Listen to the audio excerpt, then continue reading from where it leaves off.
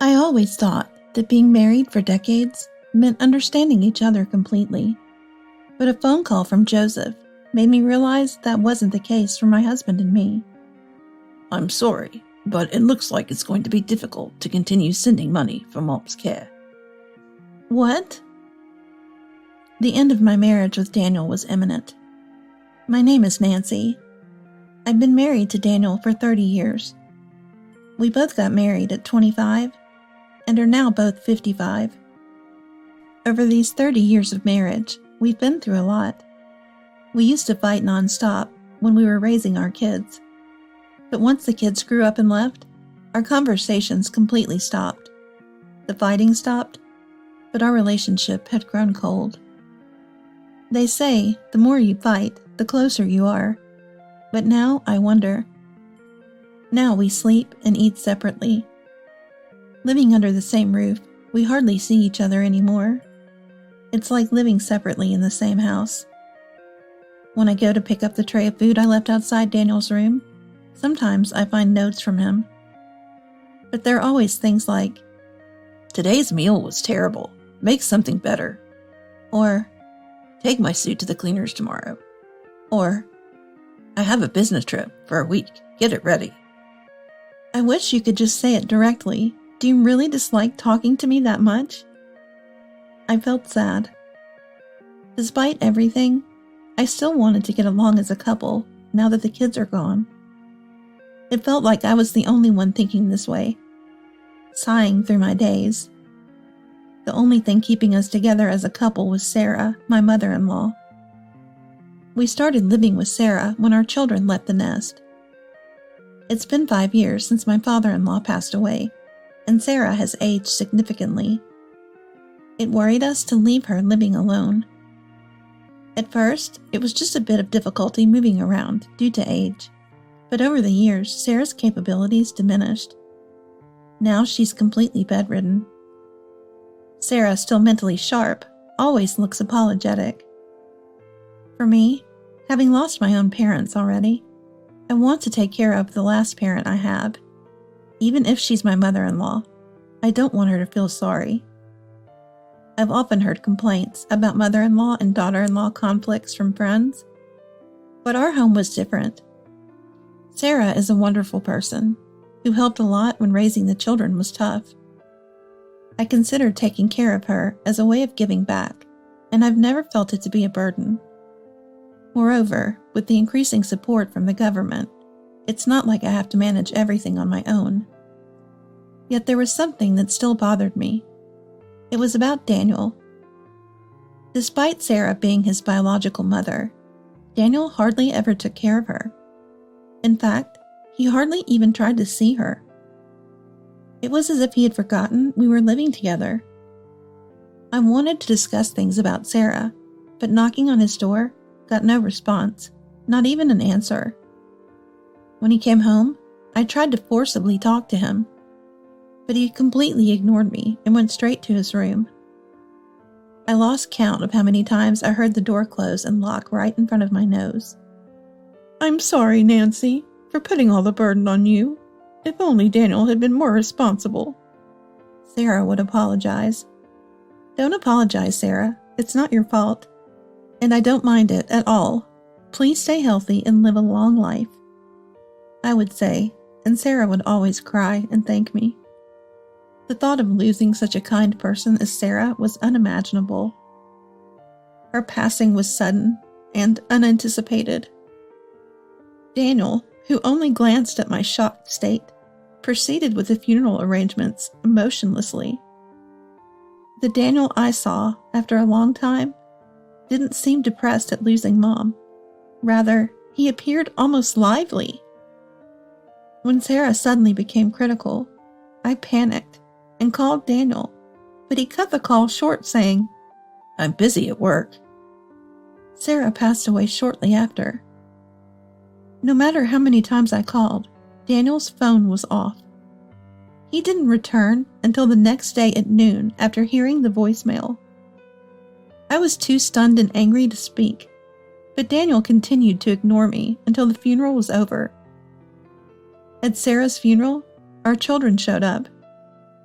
Using this as an opportunity, Daniel communicated with me through our children for anything he needed. By then, my anger towards Daniel was greater than my sorrow for losing Sarah. Daniel treated Mom's passing as if it was just paperwork, without any sign of warning. Looking coldly at Sarah's relatives shedding tears, Daniel said indifferently, "Well, it can't be helped, can it?" Daniel's attitude was so cold. It made me want to ask, is he really her son? It was as if it was someone else's problem. The worst part was what he said to the relatives who offered condolences after the funeral. "I'm glad she's gone. She was a burden, being bedridden and all.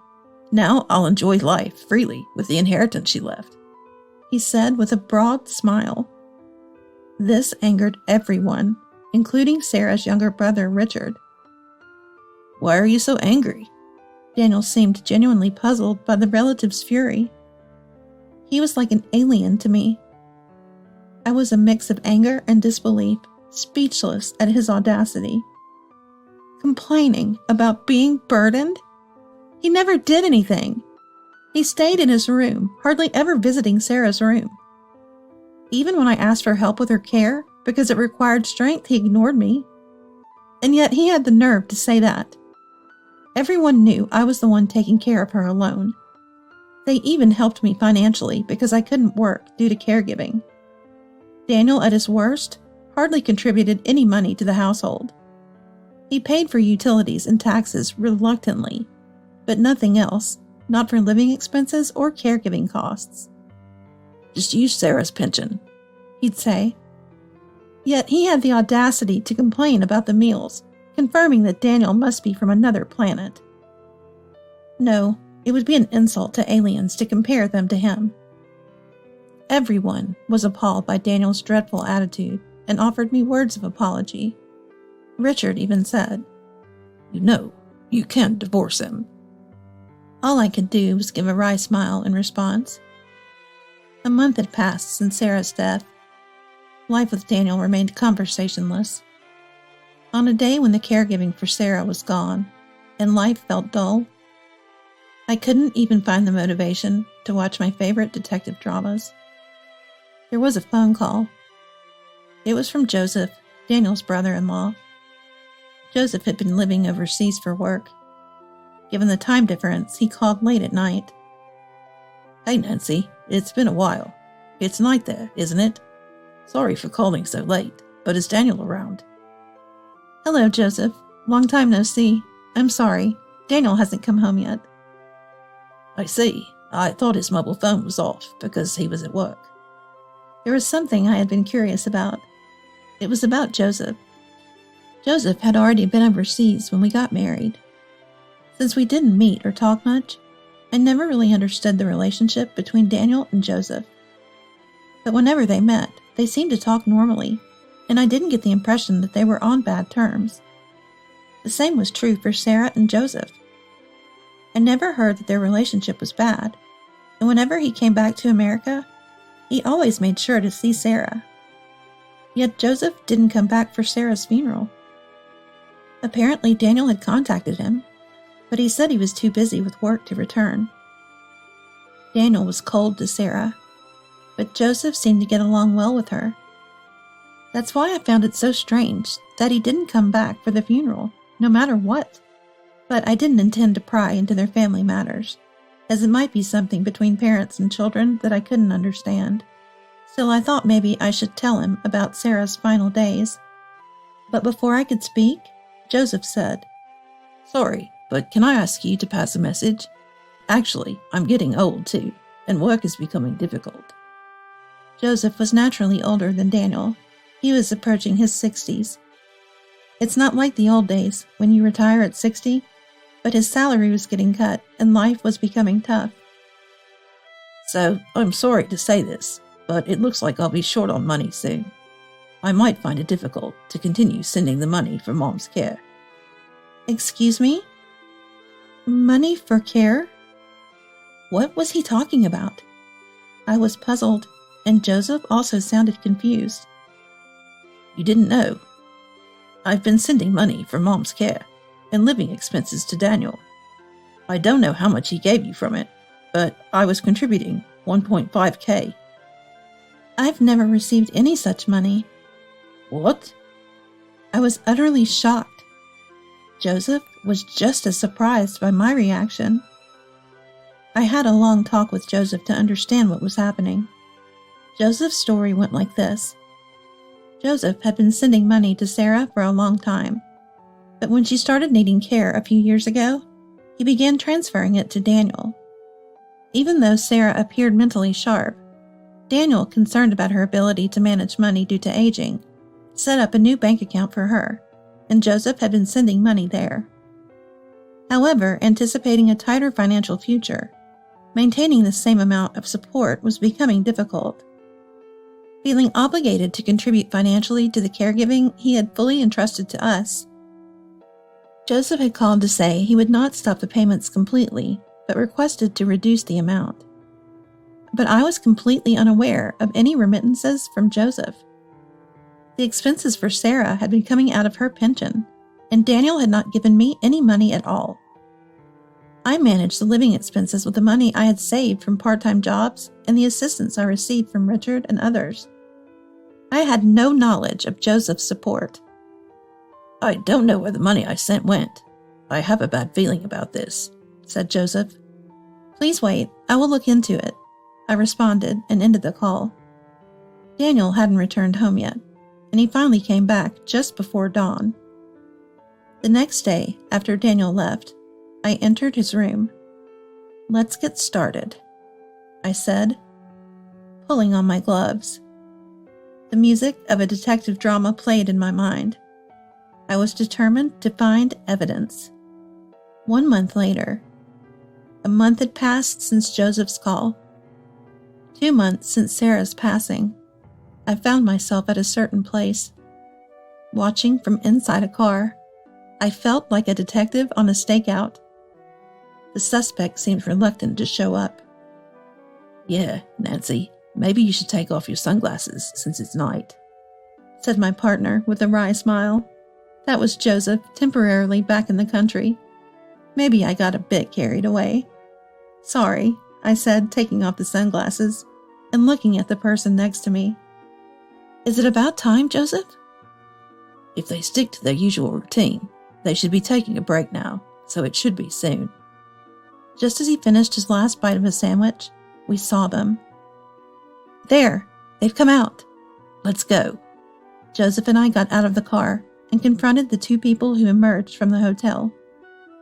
Excuse me, you 2. Can we have a word? What, Nancy? Why are you here?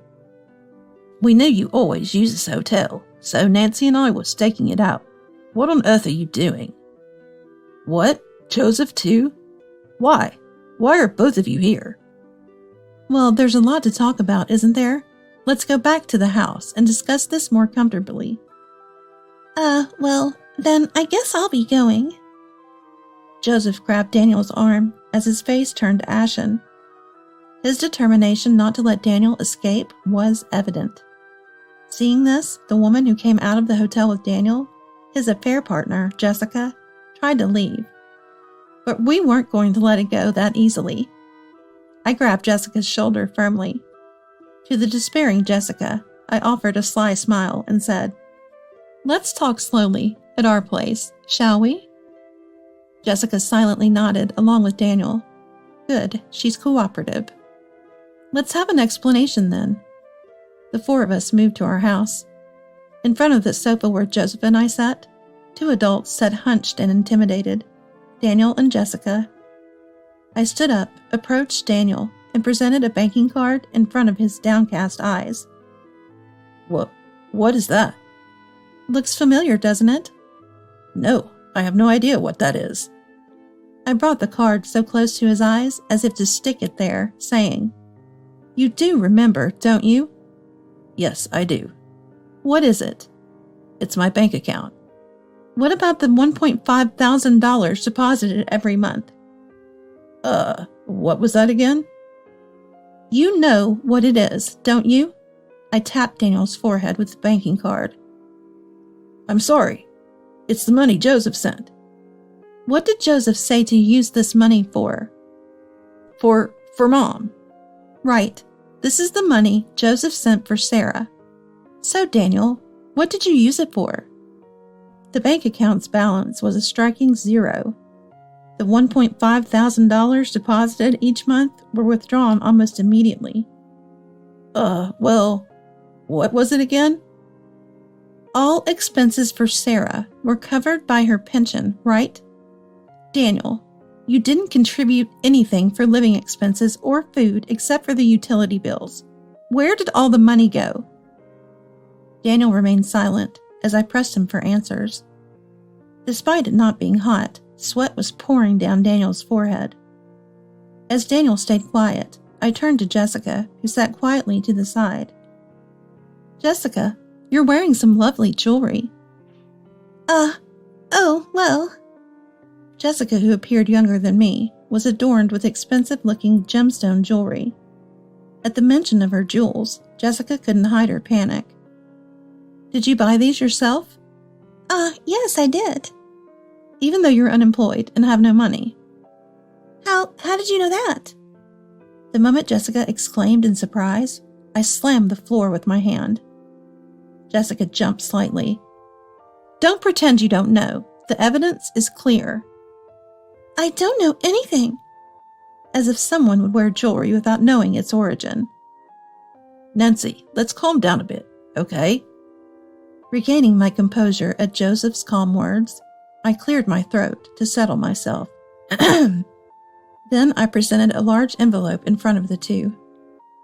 As I looked on in confusion, I emptied its contents with a flourish. Yikes! Exclaimed Daniel. Understandably, he was shocked. Out came a pile of photos. Captured within were Daniel and Jessica on their dates. Some photos even showed them in more intimate, affectionate poses. I picked up a few and showed them to Jessica. Look at this. You're buying jewelry in this store with Daniel. That's the ring you're wearing now, right? This is... Here's another photo with a necklace. And another one showing you buying a brand bag. Not just photos, but there are videos of you buying these items and returning home. They're stored on a computer. Want to see? Jessica turned pale and shook her head vigorously at my words. And? I'm sorry. Daniel bought them for me. So you admit to the affair? Yes. I thought I was lucky to have caught a man who would buy me anything. How long have you been together? For a few years, but I really didn't want to. I hated having a relationship with a married man, but Daniel insisted so strongly. At her words, Daniel became flustered. Hey, what are you saying? You're the one who wanted to be with me. You said you didn't care that I had a wife, Jessica. Are you kidding me? You were the one who said, my wife doesn't love me anymore. She's just a housemaid, a caregiver for my parents. The one I love is you. If you won't be with me, I have no reason to live. Housemaid? Caregiver? He had the nerve to say that, huh? Noticing my glare, Daniel momentarily panicked, but then, unbelievably, glared back. It's all Nancy's fault. Always busy with childcare, work, caregiving, abandoning her duties as a woman, and leaving me alone. Daniel retorted, unreasonably angry. This made me furious. What? Don't be ridiculous. I'm a wife, a mother, a daughter. It's only natural for me to fulfill all these roles. I never neglected you, Daniel. In fact, it was you who neglected me, abandoning your duties as a husband, father, and son. Yet you dare to speak so arrogantly, you cheater. After 30 years of marriage, we've had our share of fights, but I've never felt such a rage boiling inside me. The nerve of his selfishness. Then it happened. Hey. Joseph's low voice resounded through the room. Did you squander all my money on that Jessica? Joseph asked. Although we didn't meet often, Joseph had always been a mild-mannered and kind person. What happens when such a person gets truly angry? The terror, was so palpable that I could feel cold sweat down my back. And Daniel, the target of Joseph's glare, must have felt it the most. He was visibly pale and trembling. Joseph, listen to me. There's no need to listen to your excuses. I've had everything investigated by a detective. Daniel, you quit your job and lived off my money for your affair. That's enough fooling around. How did you... Just like I had earlier, Joseph slammed his hand on the floor. Daniel jumped several inches in the air. Tears welled up in his eyes in front of an enraged Joseph. I told you I've had everything investigated. Joseph's tone was that of someone who had watched too many detective dramas. But Daniel, still tearful, just shook his head vigorously. Daniel, you took early retirement, squandered your severance and my money, didn't you?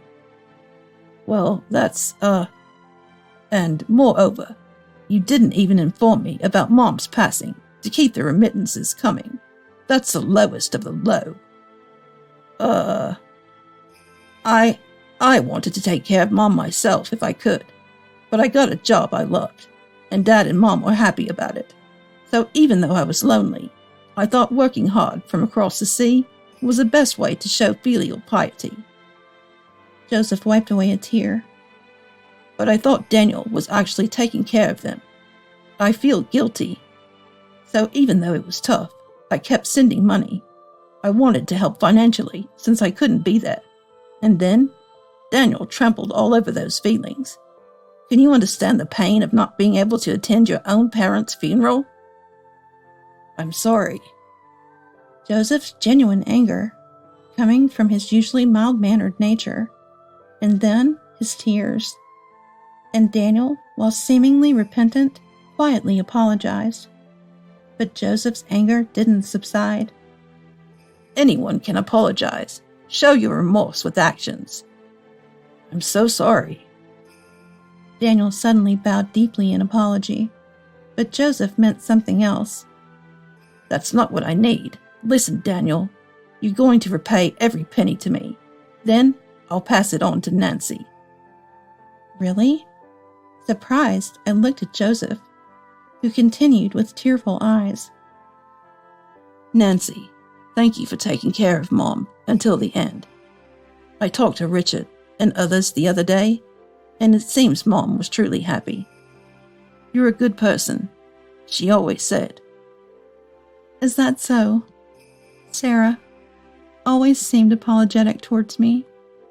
I never knew she spoke so kindly of me behind my back. Remembering Sarah's kindness, tears welled up in my eyes. Daniel became frantic. But Joseph, I've already quit my job and I have no income. What about your severance pay? Well, I have a little bit left. Unbelievable. How much money had Daniel spent on Jessica? It was clear that this path was headed for ruin. If you're determined, you can find a job. Show me you're serious, Daniel. But that's unreasonable. It's not unreasonable. And Jessica? What? Jessica was startled by the sudden demand. Make sure you pay Nancy a proper compensation in the divorce trial. You knew Daniel was married, right? It's only fair. Well, but...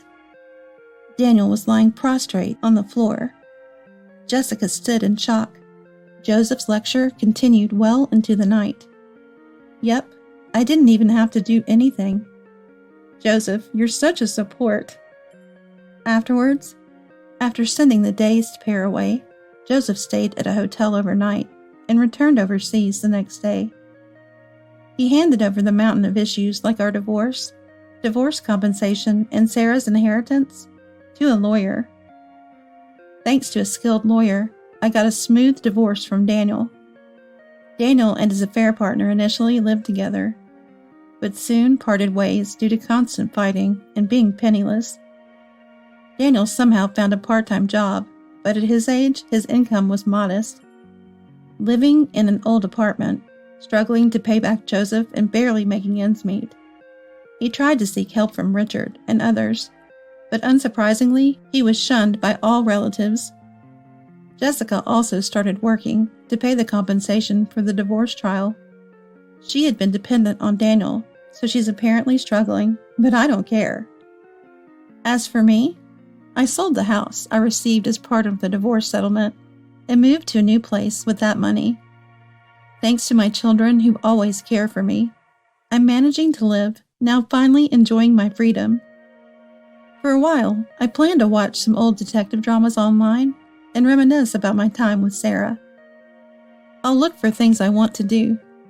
That's what I was thinking, but now, I'm sitting in an airplane seat. Joseph said, "Why don't you come over here for a change of scenery and think about your future?"